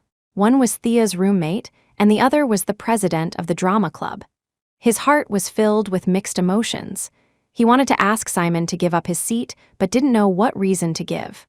He looked at Thea, hoping she would take the initiative, but apart from glancing at him when he first entered, Thea's gaze never fell on him again. After a moment of stalemate, he still sat down in the seat that had been reserved for him. Although it was only for a moment, Simon keenly sensed Julian's gaze. He thoughtfully poured Thea a glass of juice and, using the motion of handing it to her, leaned closer and asked softly, "Do you know the investor?" "No," Thea answered decisively, without any hesitation. But it was clear that Simon didn't believe this answer. However, since Thea was unwilling to answer, he didn't ask further. Everyone had arrived. While waiting for the food, they introduced themselves again. By the time the group finished their introductions, the food began to arrive. Simon was very attentive, always noticing Thea's thoughts and actions, serving her rice, picking up food for her, and pouring her juice. Even when Thea repeatedly said it wasn't necessary, he remained consistent. The old members of the drama club had never seen Simon so gentle and couldn't help teasing him. Bella also deliberately intercepted several times, but Simon just gently prepared another portion for Bella. His attentiveness and thoughtfulness almost made Thea think he was just that kind of person. Until another girl came over with a drink, wanting to get close to him, but he adopted a business-like attitude, polite and distant, completely different from how he was with her. Only then did Thea belatedly realize that this tenderness was his special treatment. "Oh my, it seems I'm also basking in your glory." Bella also noticed Simon's attitude and couldn't help but lean closer. Although she lowered her voice, she couldn't hide the implication in her words. Thea's ears turned red. Busy dealing with Bella's teasing and Simon's attention, she naturally didn't see that the silent Julian had also been watching her side all along. Bella noticed, but she didn't say anything, just rolled her eyes. Simon sensed it, so he smiled even more gently, completely blocking his gaze from behind. And what Julian found most heartbreaking was that Thea didn't refuse Simon's approach. He was like a masochist, not only watching the entire dinner, but also following them to the KTV when Jenna suggested a change of venue. Arriving at the reserved private room, Julian was a step too slow again and still couldn't get the seat next to Thea. In the end, he could only sit alone in a corner, watching her talk and laugh with others. Soon, it was Thea's turn for the song she had chosen. This time, it was a very sweet little love song. She took the microphone, her expression serious, and sang along with the melody. As soon as she opened her mouth, Bella couldn't help but exclaim, "Thea, how many more surprises do you have that I don't know about?" Hearing Bella's words, Thea couldn't help but curve her eyes into a smile. The next moment, a clean and gentle voice sounded in her ear, singing a duet with her along with the melody. Thea froze and turned her head to see Simon's gentle, smiling face. Chapter 20, in the corner, Julian watched the smile on Thea's face and found it somewhat glaring. The chemistry flowing between the two of them made him feel a lump in his throat. He thought back carefully and suddenly realized that Thea hadn't seemed to smile like that around him for a long time. From the age of 16, when he discovered her hidden feelings, he went from initial surprise to later anger, recklessly tearing down that final layer of pretense, trying to force her to give up those feelings. Thea, however, was unexpectedly stubborn and unwilling to give up. Every time after that, she approached him with caution, afraid of displeasing him again and not being allowed to stay by his side. Yet even so, he always faced her with a cold expression. Julian thought that by stifling her feelings this way, she would give up, but she persisted for a whole 2 years. And during those 2 years, he never saw her smile from the bottom of her heart again. Now he had succeeded in driving her away from his side, and she was starting to move towards others. But he regretted it. After the song, Thea and Simon's interaction became much more harmonious, not as awkward as during the dinner. "Junior, can I get your contact information?" Another untimely male voice sounded. Thea turned to see another senior member of the drama club. She didn't refuse. After all, they were all classmates in the same club, and exchanging contact information would make communication easier. The gathering didn't end until 9 in the evening. Before leaving, Thea went to the restroom first. When she came out, she saw Julian waiting outside the restroom. Her steps paused, but she had no intention of reminiscing with him and was about to walk past him directly when he grabbed her wrist. "Thea, I regret it." Forced to, Thea turned around and looked at him again. She pulled her hand free from his grip, her eyes showing none of the joy he had imagined. "So?" Julian tried his best to suppress the bitterness in his heart and explained, "Thea, I've already broken off the engagement with Selena. I was too cowardly in the past. I believed this affection was immoral, not accepted by the world, so I forced myself to accept others, forced you to give up your love for me. I thought everything would go back to normal, but I was wrong." As he spoke, his eyes had already turned red. "I once said you should like someone your own age, not me. But now I realize I can't even wait for you to fall in love with someone else. You just withdrew your love for me, allowed other men into your life, and I'm already suffering so much I can barely breathe. Thea, the person I actually love is you, and I can't just watch you fall in love with someone else. Thea, can you give me another chance? Julian rarely cried. In Thea's memory, the first time she saw him cry was when she first arrived at the Kingsley home. He hadn't been so meticulously kind to her from the very beginning. He didn't know how to raise a child and had just taken over the company, so his attention to her was somewhat lacking. Unexpectedly, she, feeling timid as an outsider, didn't even dare to tell him when she caught a cold and developed a high fever.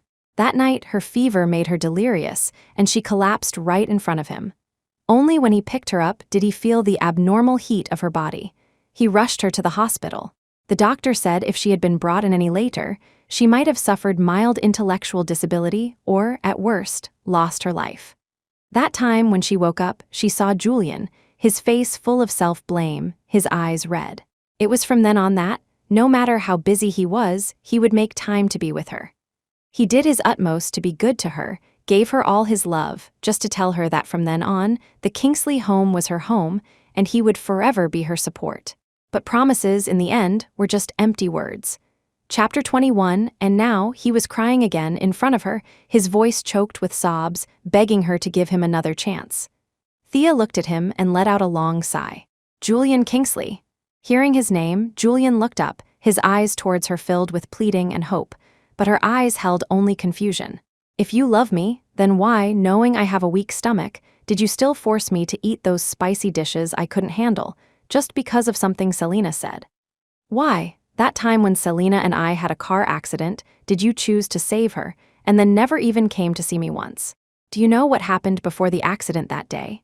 She said I was delusional, liking my own uncle, said I was shameless, said my feelings for you were unseemly thoughts. Julian Kingsley, but you chose her in the end. The hope in his eyes shattered bit by bit under her two questions. He couldn't explain. Just as the current Julian Kingsley didn't know what kind of mentality the Julian Kingsley of that time had when he did those things. Even if he wanted her to give up, there were too many ways, none of which needed to involve harming Thea in these two ways. Seeing him fall silent, Thea let out a sarcastic laugh. See, you can't even answer it yourself. Julian Kingsley, do you really love me? Or are you just used to me being by your side, my eyes always only having you in them, and now that I've suddenly given up, you're just not used to it? No, Thea, I really like you, Julian hurriedly tried to explain, but the moment his words fell, Thea had already turned and left. The distance was enough for her to hear his words, but her steps never paused. Walking further, Thea saw Simon Sullivan. His gaze went past her, landing on Julian Kingsley behind her, but very quickly, he averted his gaze and looked back at Thea. Need help? Thea knew what he meant and shook her head. Don't mind him. We can go back on our own. Hearing the we in her answer, Simon couldn't suppress the smile on his lips and nodded.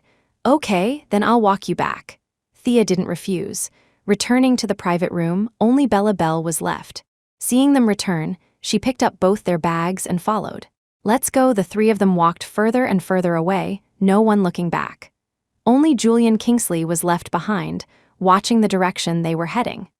Clearly, he could catch up with just a few steps, but Julian inexplicably felt that the distance between them was still very, very far.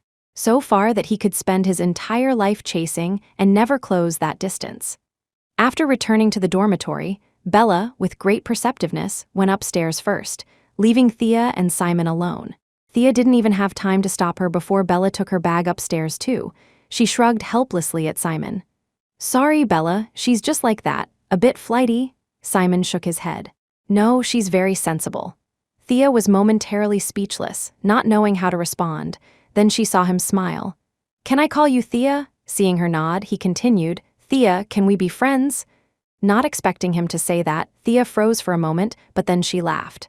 I thought we already were when you called me Thea. Ah, I'm too slow. Understanding the meaning in her words, Simon looked a bit annoyed and scratched his head.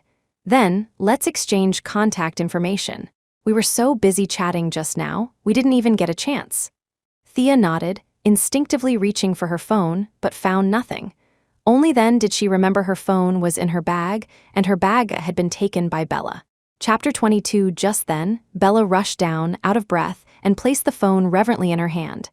Then, with an air of accomplishment, she hurried upstairs again. Thea watched her retreating figure, somewhat amused. After exchanging contact information with Simon, she waved at him. "Senior, it's getting late. I'll go up first. You should head back soon too." Seeing Simon nod, Thea started walking upstairs. But just as she reached the landing, she saw 3 people furtively huddled at the corner, peeking downstairs. In a 4-person dorm, everyone except her was gathered there. She felt a bit helpless.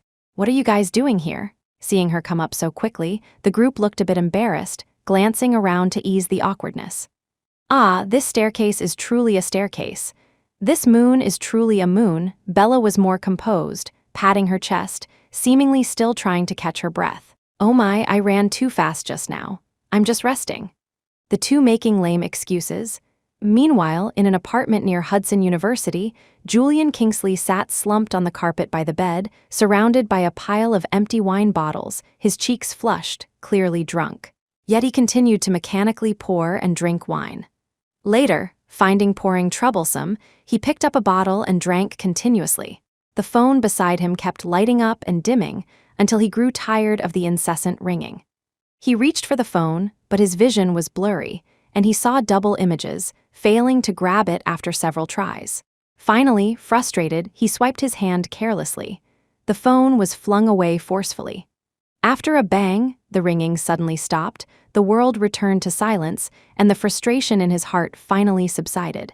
He picked up a wine bottle again, tilted his head back to drink, but got nothing. He took the bottle away and shook it downwards. No more wine again.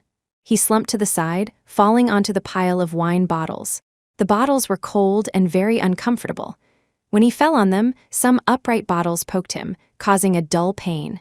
He swiped his hand again, knocking the bottles over, and lay down again. It was still very uncomfortable, at least, not a fraction of the pain in his heart. "Thea, I was wrong, forgive me, okay?" he murmured softly, his consciousness already beginning to fade, until he finally fell into a deep sleep. Julian Kingsley had a dream. In the dream, 16-year-old Thea confessed her love to him. Although he didn't approve, he wasn't so extreme. Instead, he told Thea that she was still young and didn't know what this decision would bring her. So they made an agreement. They would separate for 2 years. If she still liked him after 2 years, they would be together. During those 2 years, although they didn't live together, they still kept in touch frequently, like ordinary friends, without any age gap or uncle-niece identity. When she was bullied, although he wouldn't personally show up, he would arrange for people to handle the trouble and protect her.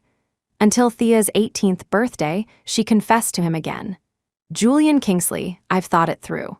I'm not afraid of those things. I still like you very, very much. Let's be together, okay?" This time, he didn't refuse. They faced rumors and gossip together, hand in hand, walking towards their future. So beautiful, so unrealistic. He saw her in a wedding dress, her face full of a happy smile, running joyfully towards him. She said, "Julian Kingsley, I finally married you." Chapter 23, the dream was too beautiful. So much so that when Julian woke up to see a white room and his mother, Eleanor Kingsley, by his bedside, his eyes still held an undeniable sense of loss. Seeing Julian finally awake, Mrs. Kingsley's anxious heart finally settled. "What are you doing? Running off to such a faraway place, locking yourself in a room, and getting dead drunk? Do you know how worried your father and I were when we couldn't reach you?" As she spoke, tears welled up in her eyes. "You're my only son. Do you know how scared I was when I pushed open the door and couldn't wake you, no matter how I called? Do you know how worried I was when the doctor told me you had severe gastric bleeding and might have been in mortal danger if you'd been sent to the hospital any later? Julian Kingsley, even if you don't consider yourself, can you please consider me?" Julian remained silent for a long time before finally saying in a low voice, "I'm sorry." "Julian, come home with us. If you don't want to marry Selena, then we won't. Please don't take it out on your own body and make us angry, okay?" He opened his mouth, wanting to say something more, but in the end, just nodded weakly. What was the point of staying any longer? Thea wouldn't forgive him anymore.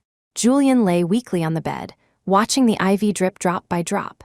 Only a little bit of fluid was left. Mrs. Kingsley had asked the doctor. Julian's condition was stable now. Once the IV finished, they could proceed with the hospital transfer. After leaving Anchorage this time, perhaps he wouldn't come back for a very long time. He wondered if Thea would be happy to hear this news. He wouldn't pester her anymore. Thea only found out that Julian had gone home alone after the dinner party, drank himself into a stupor, and ended up hospitalized with gastric bleeding after he had already been transferred back to a hospital in New York City. Hearing this news, she froze for a moment. Looking at the message from Mr. Miller on her phone, Thea remained silent for a long time before finally asking, "Is he okay now?" "It's nothing major anymore. He just needs more rest." Mr. Miller's reply came quickly. Thea finally felt relieved. "Then please trouble Mr. Miller to remind him to rest more often." Seeing the words, "Miss Davies, rest assured" from the other side, she didn't reply. But from then on, Thea never received any news about Julian Kingsley again. A year later, it was another orientation season. In the evening, Thea put down her phone, preparing to rest, when her phone's message tone rang again. She opened it. It was from Simon Sullivan. The school is holding an orientation gala at the end of the month. Each club will put on a show, including the drama club. Do you want to sign up? Is it a play? I've never formally acted in a play before. For previous play programs, I only helped with miscellaneous tasks and occasionally had small cameo roles. I don't know if I can handle it. Thea didn't directly agree to Simon's invitation. Although she had been in the drama club for a year, and though she wasn't entirely without acting experience, after a few times, her performance experience was still close to zero. Soon, Simon's message came again. Most members of the drama club hadn't acted in a play when they joined. They all learned from scratch bit by bit. "Thea, don't be afraid, I'll be with you. Besides, there will be auditions for the play. You can try out first. If it's really not suitable, then just consider it preparation for the next opportunity." Seeing his last sentence, Thea finally made her decision. "Okay, then Bella and I will go try out together." Having received the desired answer, Simon was in high spirits. He chatted with Thea for a few more sentences. Seeing it was getting late, they said goodnight to each other, and Thea gently tapped Bella's bedside. "Bella, are you asleep?" What's wrong?" Bella opened her sleepy eyes, not understanding why she was suddenly woken up in the middle of the night. Thea chuckled. "Senior Simon said there will be an orientation gala at the end of the month, and the drama club is putting on a show. Want to go try out together?" Bella, hearing this, opened her phone, glanced at the time, and fell silent for a moment. "Just for this, couldn't you have told me tomorrow? Did you have to wake me up now? It's already 1 a.m. Meeting her somewhat resentful gaze, Thea felt a bit embarrassed but still blinked and asked her, "So, are you going?" Yes, I'll go. Can I sleep now?" Bella's voice was laced with helplessness, but she finally agreed. Chapter 24, Thea finally let Bella go. That night, she slept very well. The next day, after class, they went to the drama club to sign up. When they arrived at the drama club, the play had just been decided. A classic segment from Snow White. Thea had originally planned to choose a supporting role with a bit more screen time, but Bella pulled her along and directly wrote her name in the female lead column, then wrote her own name in the row for the 7 dwarfs. "Since we've decided to improve, this time you'll play Snow White and I'll play a dwarf." She was exceptionally excited, her eyes sparkling with mischief and light. Then she pulled Thea over to Jenna. "Senior, will Senior Simon be signing up too?" Jenna exchanged a look with Bella. Looking at Thea's name written in the female lead column on the registration form, she directly wrote Simon Sullivan's name in the male lead column. "He's participating too." Thea and Simon, who had been clearly set up, were left behind, looking at each other. And Simon, looking at Thea, suddenly felt that this was good too. He had originally suggested she participate so he could spend more time with her. Now that they had chosen the male and female leads, he had one more reason. If she passed the audition, as the male lead acting opposite her, he would naturally need to rehearse with her more. It was now the beginning of the month, and there was still a month until the end of the month, so time was relatively ample. Snow White scenes were mainly concentrated in the first half, and the audition part was also in the first half. Actually, strictly speaking, in the script of Snow White, the prince has the fewest scenes with Snow White. However, during rehearsals, Simon still chose to accompany Thea throughout. It had to be said, for a drama novice, having an experienced hand to help could indeed save many detours and greatly aid in acting skills. After nearly a week of rehearsals, the official cast for the play was confirmed. The personnel changes weren't significant.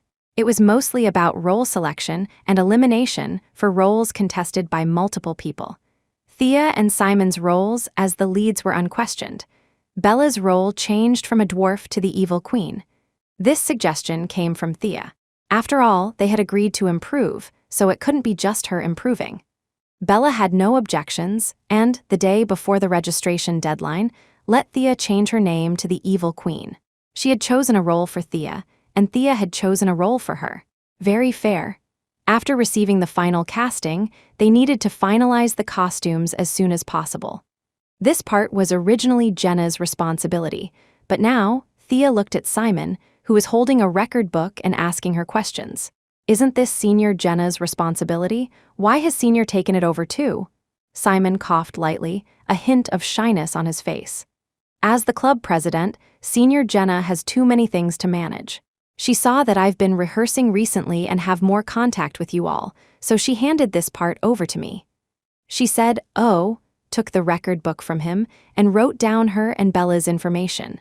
Actually, generally speaking, even for a play, renting suitable costumes would suffice. It wasn't necessary to customize them every time. But because of the strong support from the Kingsley Group, during Thea's 4 years in university, it would be the wealthiest 4 years for the Hudson University Drama Club from its establishment until Thea's graduation. Jenna was already a senior this year. In fact, she should have started selecting a new club president last year, or let Vice President Simon Sullivan take over as president first. But she really couldn't bear to. After all, fighting such a wealthy battle was rare not only for the drama club, but for all clubs. Such a generous sponsor completely disregarding costs, expecting no returns. Chapter 25, everyone could see that the Kingsley Group was being so generous because of Thea. Although Thea never admitted it, and when occasionally asked about their relationship, she would only candidly reply, "Just an elder in the family." Thea was informed by Jenna 2 weeks before the orientation gala that she was planning to recommend her as the new president of the club. She was somewhat flattered. Although she knew the choice of president would definitely change this year after all, in the second semester of her senior year, Jenna would most likely no longer be at the school. And even if she chose to stay, she would need to focus more on her studies and upcoming internship. She just didn't quite understand why she was the one chosen in the end. Isn't senior Simon more suitable? She was a bit puzzled and voiced her question. Jenna smiled. You two really have good chemistry. When I approached him, he recommended you. When I approached you, you mentioned him. But on this matter, I support Simon's idea. They are all juniors now, and in their senior year, they will also need to be busy with graduation matters. Taking over this year and stepping down again this year is indeed too rushed. It's more suitable for you. Plus, the Kingsley Group is indeed shouldering the drama club's expenses because of you. If you take the position, no one will object. Actually, when she first heard about the Kingsley Group's involvement, Thea hadn't planned to take over. But in the end, she was persuaded by Jenna. If she ultimately didn't intend to cut off all ties with the Kingsley Group, there was no need to feel embarrassed about accepting help that was rightfully hers. Since Thea still referred to Julian Kingsley as an elder, there was nothing wrong with accepting it. Thea finally agreed to take over, but for now, her most important task was the orientation gala in half a month. This was also her first time performing on stage as the female lead. It was a lie to say she wasn't nervous at all. Thea and Simon also became more and more familiar. Soon, it was the day of the orientation gala. When Thea, wearing a blue and white princess gown and exquisite makeup, stepped onto the stage, Julian Kingsley sat in a seat towards the back of the audience, a wistful look in his eyes. The invitation was delivered to the Kingsley Group by Jenna on behalf of the drama club. This wasn't the first time Julian had come to watch a drama club performance, or rather, he had been at every stage performance Thea had ever been in. But each time, he would only watch silently from backstage. That way, he could see her clearly without disturbing her. Until this time, when she became the lead, and he wanted to be a true member of her audience, so he chose an inconspicuous seat. Lost in thought, the play had already reached the part where the evil queen tricks Snow White into eating a poisoned apple, causing her to fall into a coma. The dwarfs discover the unconscious Snow White and are heartbroken. The prince, riding a white horse, appears at this moment and sees Snow White surrounded by the grieving dwarfs. The prince takes out a wishing stone, successfully awakens Snow White, and takes her away. At this point, the narrator's voice sounded. The princess followed the prince to a beautiful kingdom and lived happily ever after. The play came to an end. The performance was very successful. As the curtain was about to fall, each of the dwarfs took out a small bouquet of flowers and handed it to the prince. By the time the prince received all the bouquets, it had become a large one. Simon Sullivan knelt on one knee, a rare look of apprehension in his eyes, and presented the bouquet to Thea. Snow White agreed to go with the prince and be his princess. So, Thea, are you willing to be my girlfriend? The sudden confession caused an uproar in the audience, followed by a chorus of teasing shouts. Say yes, on stage. The 7 actors playing the dwarfs danced in a circle around Simon and Thea. As the curtain completely fell, her answer, transmitted through the still-on microphone, came out. I am willing. In the audience, separated by several rows of seats, Julian Kingsley watched with longing as the curtain fell, concealing the figures. At that final moment, he somehow felt that Thea had glanced in his direction. Distant and unreachable.